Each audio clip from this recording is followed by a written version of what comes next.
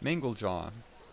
He's a beast and warrior, and he can be used incredibly effectively in PvP. He's got some skills that really stand out there, and we'll go to look at that in just a minute. You can see that I actually can upgrade him now, which is nice that we can do this in a video to show what the upgrading actually does to stats. So my experience has been that upgrading a character increases their stats by about 10%, 10 to 11%. So far it hasn't seemed like it was exactly 10%, but just over 10% on their stats. So let's take a look. We can do it in this video. We've got an attack at 223. We've got health at 505. I usually just take a couple, I don't want to remember all of them. And we'll upgrade. Alright, so we had 505 right here. We've gone up, it looks like 64 additional points, so just over 10%. And then here 223 went up to 251, and again very close, just over 10%. So that seems to be the benefit, and each time you increase a star level it seems to be about 10% increase on the previous star level.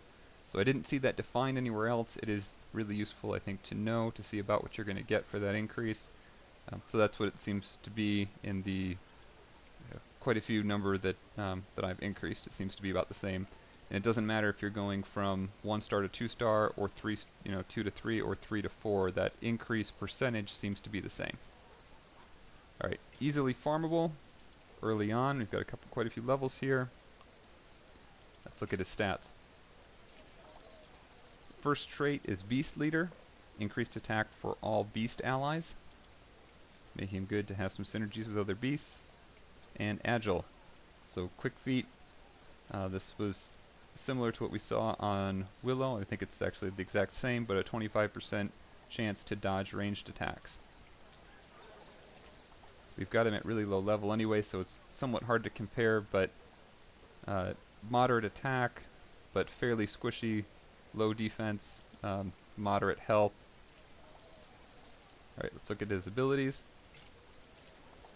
So this is the interesting one that I see used a lot of times. He's got just his basic attack and then hot coals here. And this takes a little bit of time to set up. So he's normal speed, but he does this ranged fire attack on all enemies. It has some base damage, and it has a chance to burn any non-flying enemy. So that hot coal stays below the feet of that opposite team, and it seems like there's a chance anytime that they're taking a move or something for it to inflict the burn status. And if they have that burn status, it's going to continually do damage over a number of turns, and it can be significant damage. Let's look at Ascend. His next Ascension, he's going to have Fiery Fangs, so a melee fire bite for moderate damage and a chance to burn, and chance to burn any crit. So you can imagine with him, there's a lot of skills that he's going to have that have the chance to put on this burn status effect. We've got other characters that then have multipliers on damage whenever an enemy character has the burn effect on him. They can have a multiplier on the damage, which can really add up to a lot of damage very quickly. We saw this Beast Leader that can increase damage when you have other increased damage or attack for all beast allies. So you can see some synergies there as well.